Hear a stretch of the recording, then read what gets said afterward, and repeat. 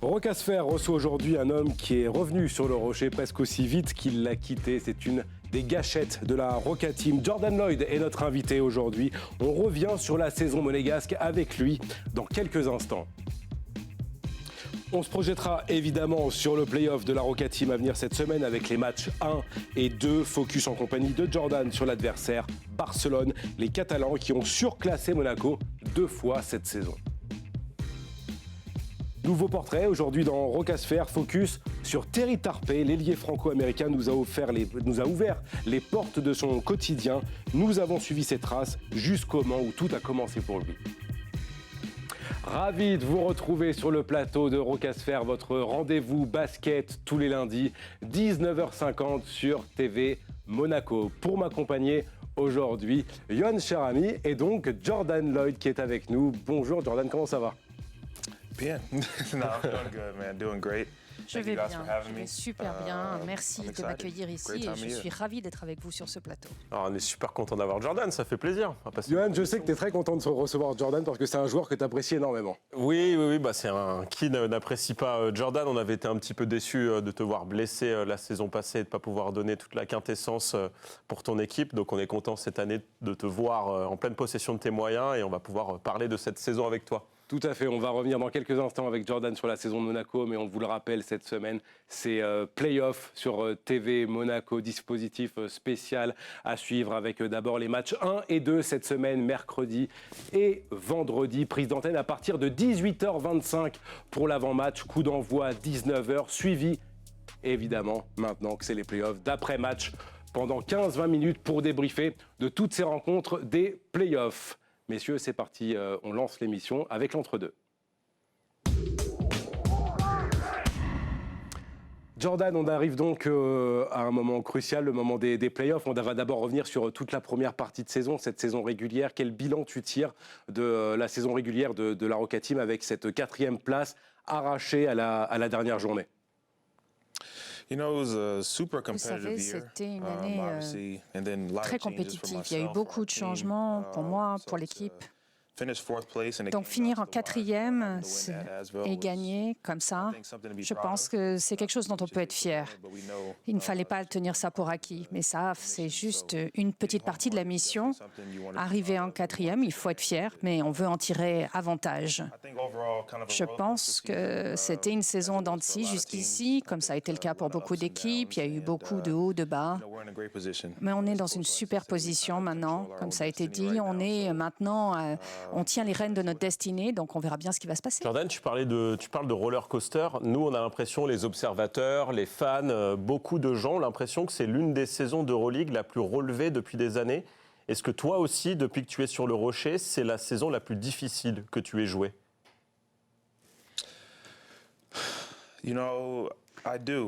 Oui, chaque année, j'ai l'impression de dire toujours la même chose. C'est la saison la plus dure. Cette année, on a vu tellement d'équipes qui sont en play-in, qui sont dans la bulle.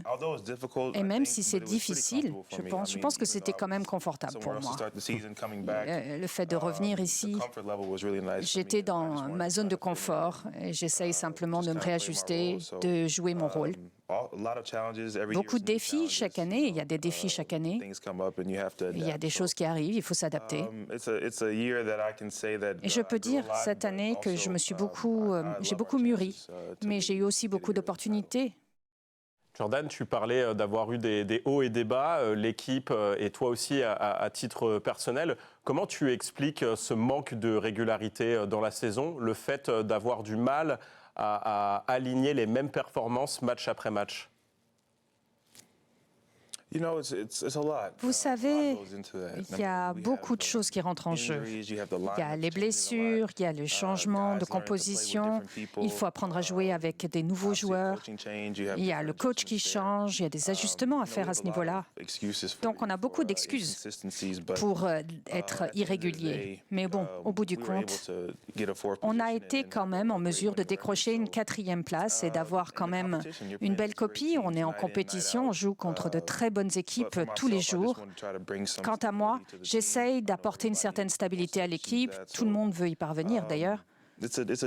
C'est difficile, mais chaque match est un nouveau challenge avec des nouveaux schémas de jeu, il faut s'adapter.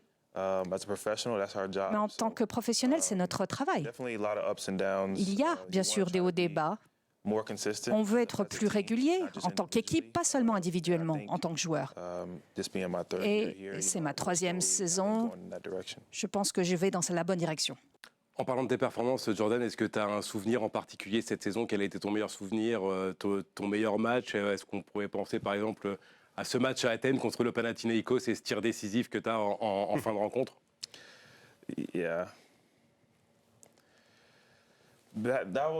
Oui, ça c'est un gros match. Gagner comme ça à Pana, c'était le dernier match. Et on adore jouer dans cet environnement. Mais ce n'est pas simplement le fait de décrocher ce panier, mais c'est aussi d'y parvenir. Les joueurs ont été vraiment généreux, ils m'ont passé la balle et moi je devais finir le dernier coup, porter les stockades.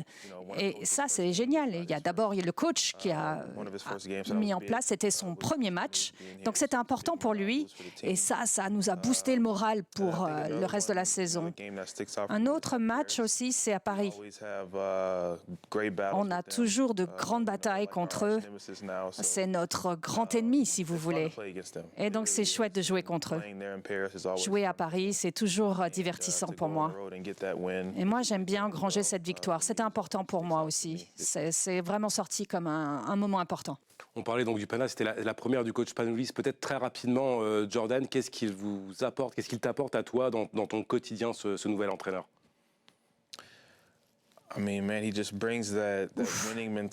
C'est vraiment cette mentalité de gagnant. C'est la raison pour laquelle il est ce qu'il est, qu'il a eu cette carrière. Il essaye d'instiller cet état d'esprit de gagnant. Peu importe qui joue, peu importe le match qu'on dispute, la coupe, il faut avoir l'état d'esprit de gagnant et d'être vraiment dans l'adversité. C'est ce qu'il nous dit en fait. Il faut vraiment essayer de gérer l'adversité.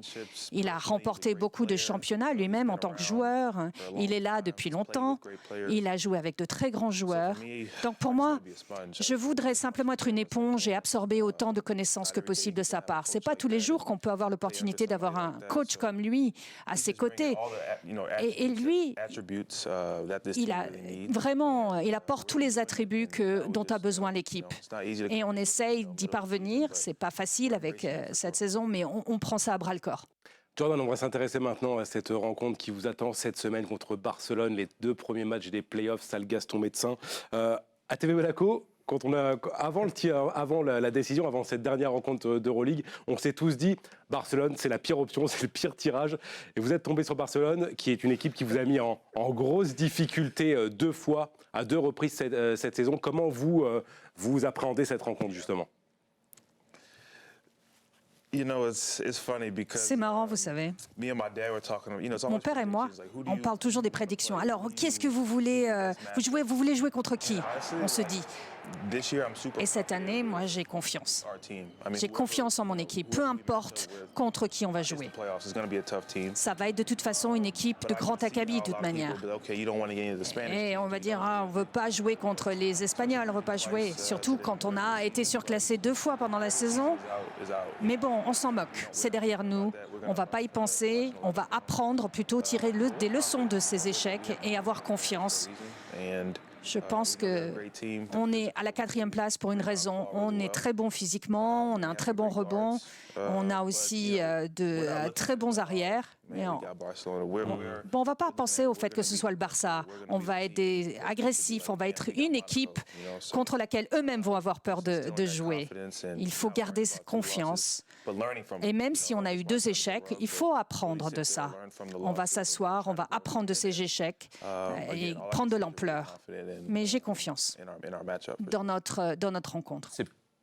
Oui, j'allais dire, on va peut-être revenir aussi donc, justement dans les stats sur ces 2 rencontres où Monaco a été en difficulté dans les mêmes secteurs à chaque fois. Oui, vous allez voir une forme de mimétisme sur les statistiques que nous sont proposées par Quentin Rodas, avec malheureusement 2 claques. Vous le voyez d'abord au match aller au Palau Blaugrana avec une lourde défaite. Et puis après, salle Gaston Médecin. C'était match aller sous l'ère Obradovic, match retour sous l'ère Spanoulis. Et puis regardez, quand on parlait de mimétisme dans les statistiques, on voit les difficultés sont les mêmes, que ce soit au match aller ou au match retour, notamment dans l'adresse. Regardez à 2 points, à 3 points. Les pourcentages sont faibles, très faibles. Quand on s'intéresse au match aller, seulement 29% à 3 points. On voit aussi battu dans l'expression collective, beaucoup moins de passes que son adversaire, battu dans le combat au rebond. On a envie de te demander, Jordan, et tu parlais justement de l'importance de cette semaine pour s'intéresser à cet adversaire-là.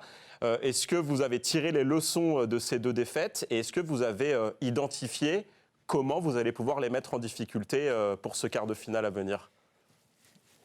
Yeah, for sure. Oui, c'est sûr. Et honnêtement, pour moi, le fait de jouer à Barcelona, c'était la première fois que je jouais pour l'AS Monaco depuis mon retour. Donc, on va apprendre. On va tirer des leçons de tout ce que vous avez mentionné. Et on va aussi être à l'affût, chercher et ne pas laisser les gens dans leur zone de confort. On va essayer de les faire sortir, eux, de leur zone de confort. On ne doit pas être passif, on doit être proactif. On doit vraiment être agressif depuis le début et puis on verra bien ce qu'on va réussir à sortir sur le parquet. C'est bien aussi d'avoir ces matchs, mais ils nous ont battus 2 fois cette année. Je pense qu'ils se sentent très à l'aise. Et en tant que joueur, on n'est pas ravis de cette situation. On veut prendre sa revanche et on veut changer la donne. On a une très bonne stratégie de jeu. Et il y a des choses qu'on va pouvoir faire, il y a des choses qu'on ne pourra pas faire, il y en a qui ne sont pas négociables. Et on verra bien comment ça se passe sur le parquet mercredi. Mais déjà, on a regardé pas mal de vidéos pendant plusieurs jours. On en parle en tant qu'équipe aussi et on est ravis de jouer. On va vous montrer, Jordan, et aux téléspectateurs, on a concocté donc le 5 majeur des joueurs les plus dangereux de cette équipe de Barcelone. C'est peur, ce 5. C'est ceux qui ont le plus de temps de jeu en plus oui. Dans l'équipe. On va le voir dans quelques instants, ça va s'afficher dans le barco. Voilà. Donc avec évidemment Kevin Punter, Jabari Parker, Chimezie Metu, Jan Vesely et Thomas Satoranski. On va s'intéresser un petit peu sur chaque joueur et on va commencer évidemment par le plus dangereux, Kevin Punter, qui est le joueur le plus décisif de Barcelone cette saison. On voit 16,9 points, des grosses stats, des gros pourcentages au tir, au lancer franc. C'est un joueur décisif dans tous les secteurs. Alors évidemment, c'est une équipe collective, Barcelone, Jordan, mais lui, va falloir le surveiller particulièrement. Oui, à 100%. C'est pas simplement une personne, c'est vraiment un effort collectif. Ils vont marquer des points, ils vont faire des top shots, bien sûr, des 3 points. C'est les meilleurs dans le monde, hein. Honnêtement. Alors oui, ils vont faire des 3 points, mais nous, il faut qu'on leur rende la vie, on leur tourmente un petit peu, on rende les choses difficiles pour eux. Et il ne faut pas avoir d'amnésie, il faut rebondir de tout ça. On va leur rendre des choses difficiles. On va avoir aussi des moyens d'être agressifs avec KP, par exemple. Ça fait partie du jeu, on sait qu'il va être agressif. Mais il faut aussi des passes. On va juste le laisser jouer, mais on va essayer aussi de communiquer entre nous. On va essayer de faire en sorte de lui piquer la balle. Et ça, c'est surtout aux arrières de faire leur travail pour intercepter la balle. Et je pense qu'on va essayer de leur rendre les choses aussi difficiles que possible. Déjà 94 pieds, on va essayer de récupérer la balle, d'être très physique dans le foncier. Et puis on verra bien comment on s'en sortira. Johan, on va s'intéresser à un autre joueur qui t'intéresse aussi également du côté de Barcelone, qui était le meilleur joueur la saison dernière des Catalans et qui a fait très mal aussi à la Roca Team sur le premier match à Barcelone cette saison. Oui, il est très dangereux. On parlait du danger offensif Kevin Punter juste avant. On aurait pu avoir un mot sur Jabari Parker aussi. Lui, c'est vrai qu'en tant qu'ailier fort et le combat dans la raquette, il va poser énormément de problèmes. Il y a Daniel Theis qui est arrivé dans cette équipe qui vous a quand même énormément aidé dans cette course au play-off. Finalement, le duel entre Jan Vesely et Daniel Theis, nous, on a l'impression que ça peut être aussi l'une des clés de ce quart de finale. Est-ce que toi, tu as la même lecture? Je suis d'accord. Vesely, vous savez, c'est un de ces joueurs où lui, il a la niaque pour le ballon. Et il saute bien, il est un bon rebondeur, il est intelligent. Il faut faire attention à lui. Et Mitchell et Daniel Theis, ce serait bien de les voir un petit peu se battre l'un et l'autre. Il n'a pas encore joué contre Barça, il me semble. Il n'a pas joué à domicile, il n'était pas là encore. Donc ça, il va beaucoup aider, c'est un bon protecteur. Il a vraiment, il pose des bons écrans et je pense qu'il faut faire attention à lui. Parce qu'on l'oublie souvent. On parle de Jabari Parker, on parle de beaucoup, mais il faut faire attention. Parce qu'il peut vous donner pas mal de points et ça peut poser des problèmes au rebond. Et on peut penser que c'est bien pour lui, qu'il est un peu à mi-chemin. Mais il faut faire attention, il faut jouer dans le foncier, il faut être physique, il faut être connecté avec lui autant que possible. Et j'espère qu'il va pouvoir faire des 3 points en plein milieu du terrain. C'est difficile de poser des écrans dans ce cadre-là. Il a été aussi blessé pendant quelques temps, ces derniers mois. Je pense qu'il va être en mesure de jouer, donc on va s'attendre à ce qu'il joue bien. Oui, le danger viendra de partout, on l'a répété. Il peut venir aussi du banc. Hein. On l'avait vu à la salle Gaston Médecin avec Dario Brizuela qui rentrait des 3 points depuis le parking. Donc oui, il va falloir évidemment prêter attention à tous les joueurs. On vous le rappelle donc, semaine de play-off sur TV Monaco. On diffusera donc toutes les rencontres de la Roca Team face à Barcelone. Match 1 mercredi 19h, match 2 vendredi également à 19h, prise d'antenne dès 18h25 pour l'avant-match et les rencontres seront suivies systématiquement de l'après-match pour débriefer. On profite de la présence de Jordan Lloyd, on vous a concocté un petit best-of de ses meilleures actions cette saison. Allez. Oh, bien joué. Bien fait, Jordan Lloyd, le petit flotteur derrière.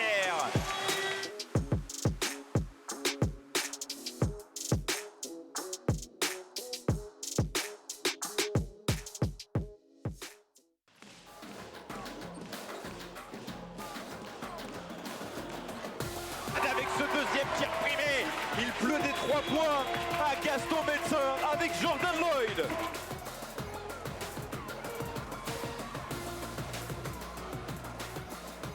Allez les garçons, c'est maintenant.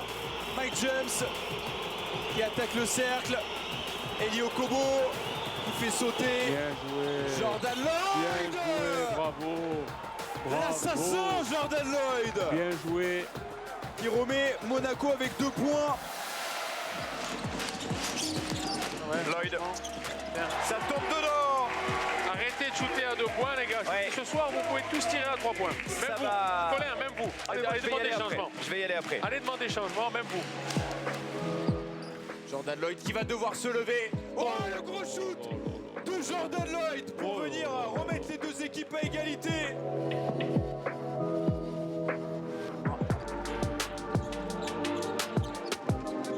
Jordan Lloyd face à Léopold Cavalière. Il faut le laisser. Il peut le jouer là. Voilà. Pas beaucoup vu Léo Cavalière ce soir. Bien Jordan joué. Lloyd le 2+1. Oui, ça, Colin, ça me dérange au moins ça.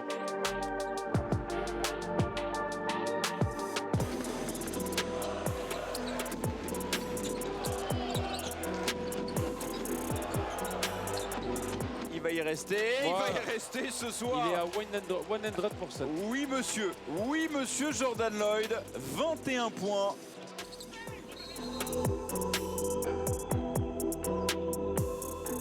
Oh, il est parti dans un move. Il concrétise. Jordan Lloyd.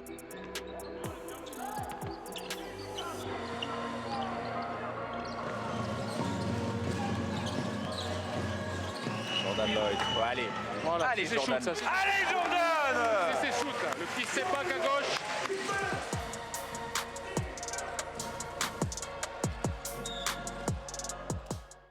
Magnifique best-of. On parlait d'ailleurs du panier contre le Pana tout à l'heure.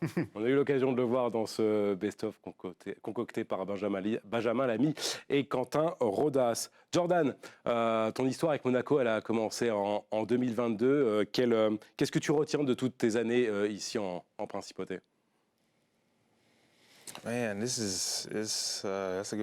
C'est une bonne question. C'est la maison pour moi. Je n'ai jamais été dans une même équipe plusieurs années de suite, donc c'est spécial pour moi et pour ma famille de rester ici. Et puis beaucoup de victoires engrangées aussi, les premiers playoffs, le premier Final Four. Être ici dans une équipe avec des grands meneurs, des grands arrières, et on attend de nous de gagner aussi. Les attentes sont élevées, donc c'est fantastique. Bien sûr, c'est difficile de se plaindre de Monaco en général. Le fait de vivre ici, déjà, c'est une bénédiction. Mais ces dernières années, c'était cool d'être là avec les gars. Les relations que j'ai nouées avec mes partenaires, mes coéquipiers, c'était fantastique. Et d'être aussi dans une équipe de ce calibre, dans un endroit comme celui-ci, je suis sûre que beaucoup de gens aspireraient à la même chose. Et on veut capitaliser là-dessus.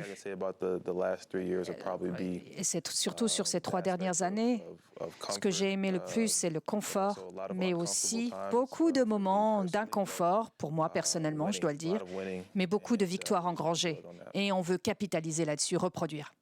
Johan, je crois que tu as vu passer une petite photo ce matin, tu avais quelque chose à demander à Jordan. Ah oui, il va falloir qu'on en parle. On a vu sur les réseaux sociaux une vieille photo où tu es à côté de Kawhi Leonard et de Joel Embiid. On va la voir, c'est pas tout à fait celle-là, il y en a une autre. Mais qu'est-ce que cette photo t'évoque? Est-ce que tu peux nous raconter ton passage en NBA? C'est celle à côté du tir de Kawhi. Exactement, on va recontextualiser pour nos téléspectateurs, mais c'était en finale NBA 2019.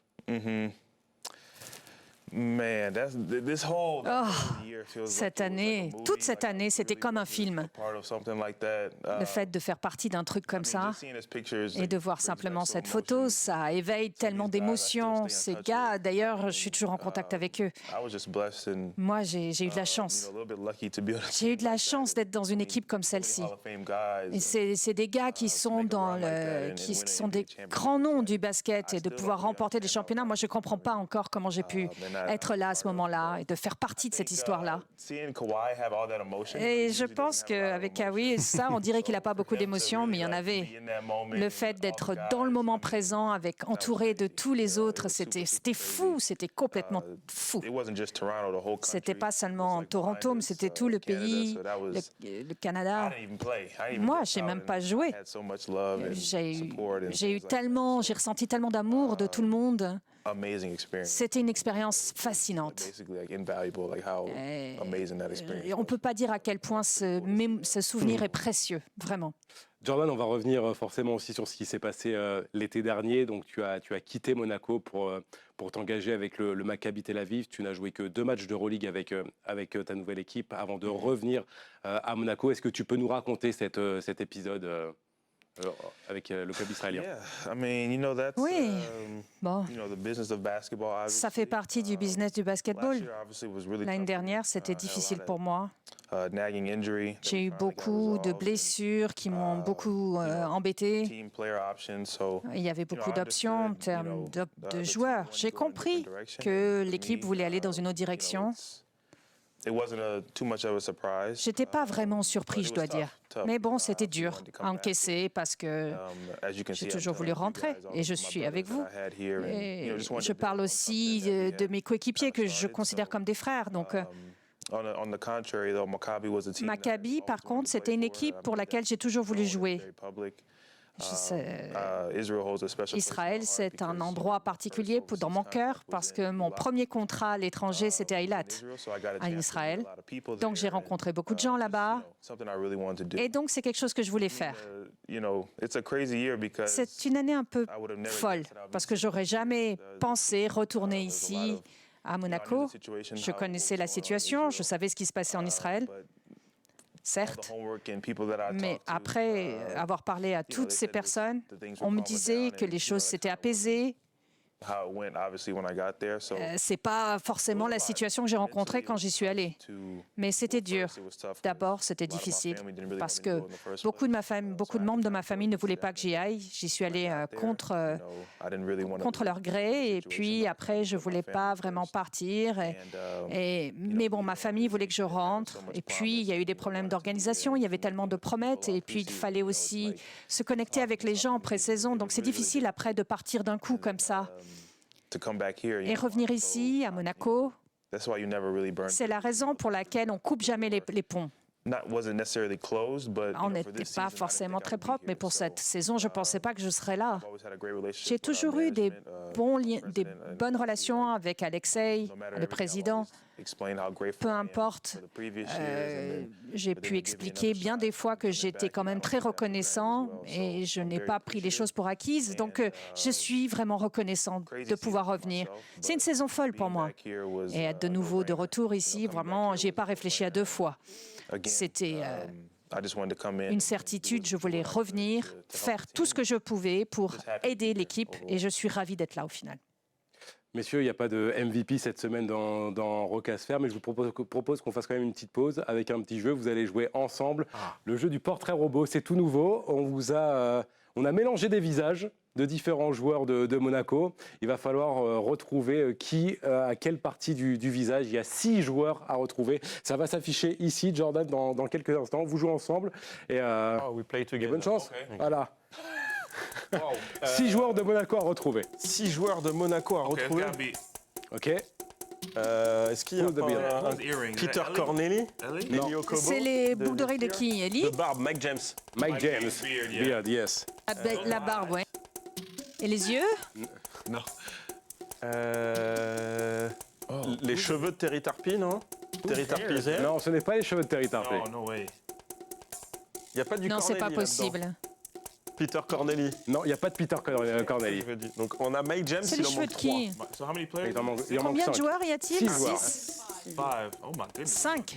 Oh là là, mais Il y a c'est les terrible. oreilles, il y a les oreilles, le nez, les yeux, les cheveux et la base du corps. Le nez, oui, Elio Kobo. Elio Kobo, le nez. Ellie, moi je dirais Ellie. Oui, il y a Ok. Ellie là-dedans quand même. Is that mom's neck? Bond? Est-ce que c'est le coup de qui? This is crazy. C'est fou quand même. Les yeux. Vous n'avez pas le I regard? thought that was my eyes. Je Non. pensais que c'était les miens. C'est mes yeux. Non, non, non. Allez, messieurs, il vous reste 10 secondes. Mathieu? Où ça? Les yeux, Mathieu Strazel? Non. Ah, les oreilles. Les oreilles, Mathieu Strazel. Je rentre? Non. Oh my gosh, guys. Allez, c'est bon, je vais vous donner les réponses, messieurs. Les cheveux. 10 mots. Ah oui. Et le regard. Oui, Jérôme. dire 10 mots, ouais. C'est Jérôme Jérôme, Blossangame. ok. Et la base du visage avec le corps, c'était évidemment Jordan Lloyd. Oh là là là là. Mais c'était pas facile, je vous l'accorde. I'm not gonna lie. Je vais pas mentir. Myself, but Moi, me le suis dit à moi-même. Mais j'ai dit moi, mais je savais pas quelle partie de moi sortait dans cette photo. C'est fou quand On a même. juste pris la base et Ce on a collé montage. des éléments des autres sur toi. that's spitting image. But Jordan, vous C'est savez, incroyable. dans l'émission, on part souvent à la rencontre de différents joueurs de l'équipe. On va se focaliser aujourd'hui sur un joueur que beaucoup surnomment le soldat. C'est un joueur qui est très apprécié aussi bien pour ses qualités sur le terrain que ses valeurs humaines. Il est infatigable, ne se plaint jamais, très humble et toujours au service du collectif. Terry Tarpey, une âme de combattant, un sujet de Sylvie Ferreira, image d'Anthony Casal, au montage Laurent Lopopolo.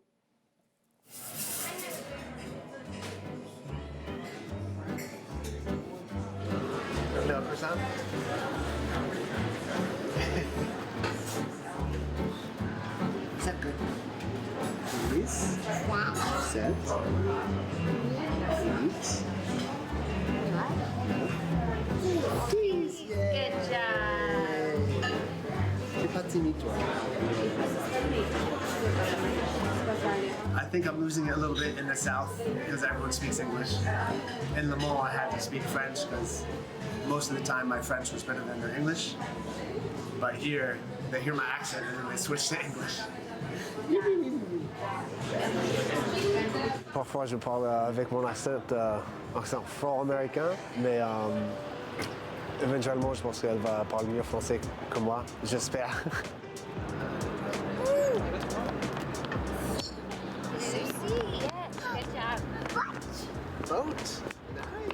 C'est son histoire, c'est qui elle est.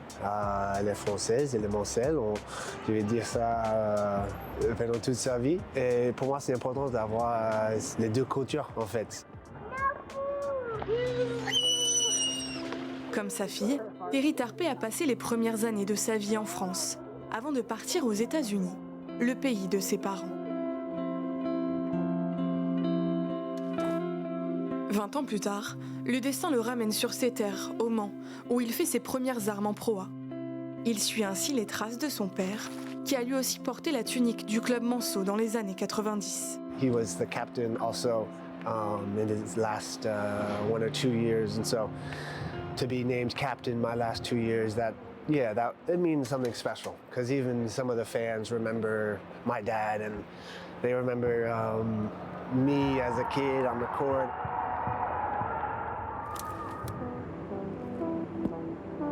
Ses anciens coéquipiers aussi n'ont pas oublié ce joueur à l'énergie débordante. Sur les premiers entraînements, je pense que pour moi, c'est le joueur qui m'a un peu le plus surpris. Il est partout, il bouge partout. Quand tu penses l'avoir battu, derrière, il va revenir, il va te faire un contre. Ou devenir, il va revenir, il va se placer son corps, tu vas avoir une faute offensive. Et c'est ce truc-là qui est vraiment impressionnant. Il est omniprésent sur un terrain que j'ai envie de dire, il mérite vraiment ce titre-là de soldat. I like to be involved. Earlier in my career, I was everywhere, but I was too much everywhere. But now, I've learned to kind of focus my energy on certain times and certain parts of the game. You can be everywhere and have an impact on the game, but not score that many points. And I think that's what I do best. L'ailier franco-américain met aujourd'hui sa force au service de l'effectif monégasque, où là aussi il fait l'unanimité. C'est le guerrier ultime, c'est le coéquipier parfait.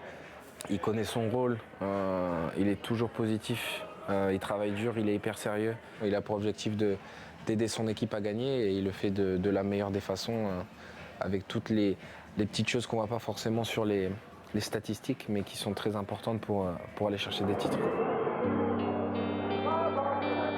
You can say I sacrificed to not score points to do a lot of other things, but for me, I don't really see it as a sacrifice. If you win the game, but I have 2 points, it's a job well done. We did what we had to do. It just kind of reflects how I play the game. I try to play tough. I try to do what the team needs me to do to win. That's that. I try not to complain too much. I just do what needs to be done, and that's that.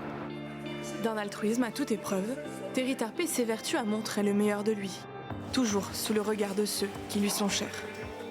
Ça fait un grand plaisir, surtout il donne toujours 110%. Je suis très fier de lui. Chaque fois que je viens, je ne veux pas que sa carrière finisse avant encore 15 ans.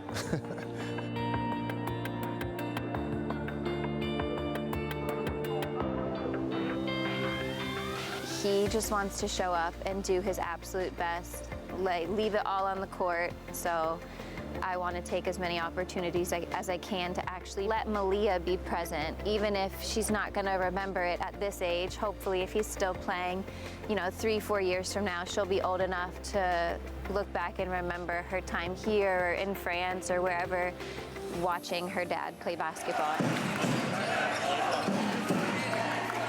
That's where I get my energy from. When I see her, we have a little handshake we're working on. She doesn't get it every time, but after the game, we try to do it.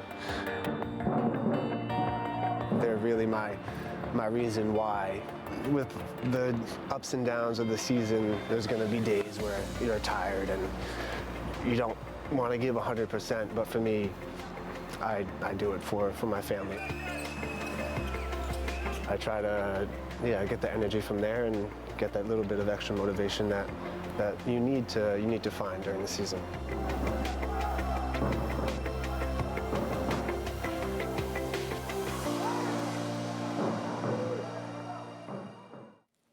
Jordan, on a entendu Eli Okobo parler de coéquipier parfait en parlant de Terry Tarpey. Est-ce que tu partages cet avis? He said it perfectly, literally. Oui, tout à fait. I mean, there's not one thing you could say or complain about. Il n'y a rien à reprocher à Terry Tarpey. Même si on pense à l'année dernière, et même s'il n'a pas eu beaucoup d'opportunités, il est toujours au garde à vous pour aider. Et moi, je suis ravie pour lui parce que maintenant, il est en mesure de montrer ce dont il est capable. Et il aide tellement l'équipe. Quand il est sur le parquet, il fait tellement de choses. Peut-être que ça ne se voit pas dans les statistiques, mais parfois, on le voit parce qu'il arrive, il fait du drive et il arrive à faire des passes décisives, il arrive à aussi décocher des bons paniers. Et je suis ravie pour lui parce que je vois à quel point il travaille dur. Et pour arriver à ces moments-là. Mais ce n'est pas seulement pour ça. Il aide le collectif beaucoup. Sur le banc, il est toujours debout, il soutient tout le monde, il apporte des bonnes vibrations, une bonne énergie. Et on aime être avec quelqu'un comme lui. Je suis ravie d'être son coéquipier. J'essaie toujours d'être fort mentalement, comme lui. Et à nouveau, je suis ravie d'être son coéquipier. On a entendu ton avis sur Terry Tarpey. Jordan, je te propose maintenant qu'on écoute l'avis de certains de tes coéquipiers sur toi. A very entertaining human being, has a nice humor, taste of humor, you know, and overall, I think he's a very good guy in the group to have. Very diplomatic. He knows how to communicate with everyone. So as a person, as a human being, you know, I keep on saying to him that his parents raised him the right way. Very focused, very intense. He's a winner, you know, he's won at all the levels he's played at. And that's something that, you know, we can learn from, you know, everyone. I think, you know, we were arguing the other day about who has the most championships on the team, and it's him. So, like I said, he's a winner, and the way he plays and who he is as a person, you know, we can all strive to be, you know, like him. Message towards the show, pass the ball more. Of course, Dimo. Bien sûr, Dimo. Ah, c'était sympa d'entendre ça de tous ces gens-là parce que je suis proche d'eux.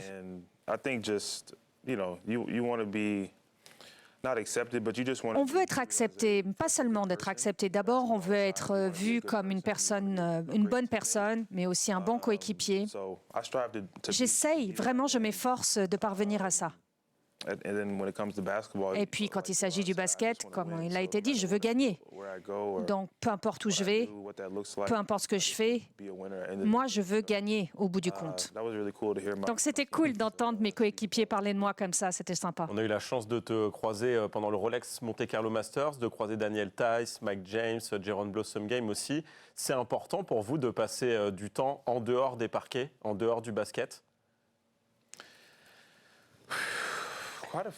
Ah, eh ben oui. Avec pas mal de gens d'ailleurs. Mike, on a fait pas mal on a été par exemple voir le Super Bowl.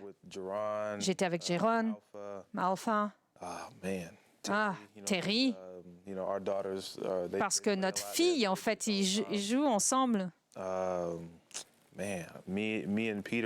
Moi et Peter, on parle de voitures tout le temps parce qu'on est des fans de voitures. Mais en dehors du parquet, Jaron et moi, ouais, on se voit beaucoup, on parle beaucoup ensemble. On vient de la même ville, Atlanta. C'est fou d'ailleurs, parce que j'avais entendu parler de lui, mais je ne l'avais jamais rencontré en vrai. Donc il fallait que je traverse la planète entière pour pouvoir le rencontrer. Et je pense que c'est la personne la plus proche de moi maintenant. Allez messieurs, le temps défile, il est temps d'attaquer maintenant le dernier carton.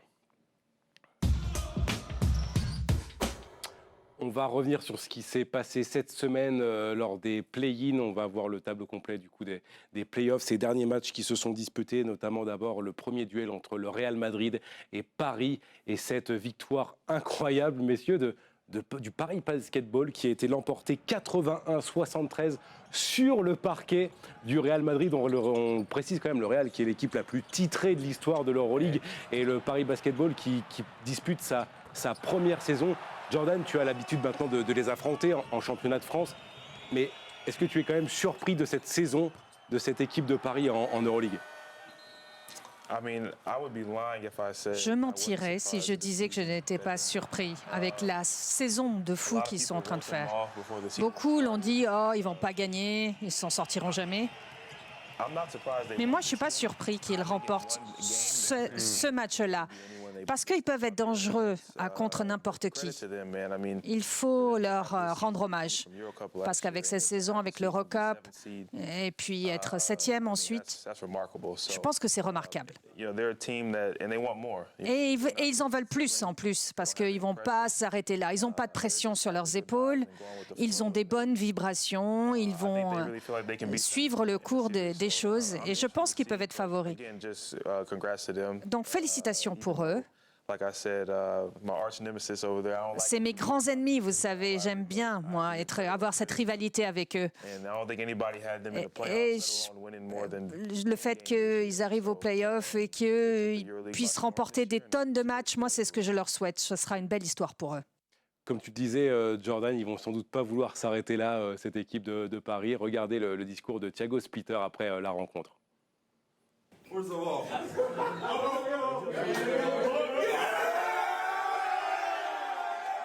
wait. I practiced for this. I knew we were gonna win.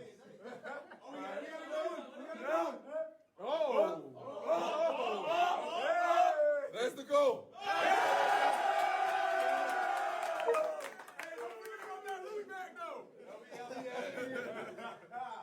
Hey, stay humble. Stay together like always. Keep this shit rolling, all right? Don't get satisfied. Enjoy this night, whatever you guys got. See you guys in 2 days, okay? Together, 3, 1, 2, 3. Objectif Final Four donc pour cette équipe de Paris. Le Real avait une deuxième chance, Johan, pour rejoindre ces playoffs.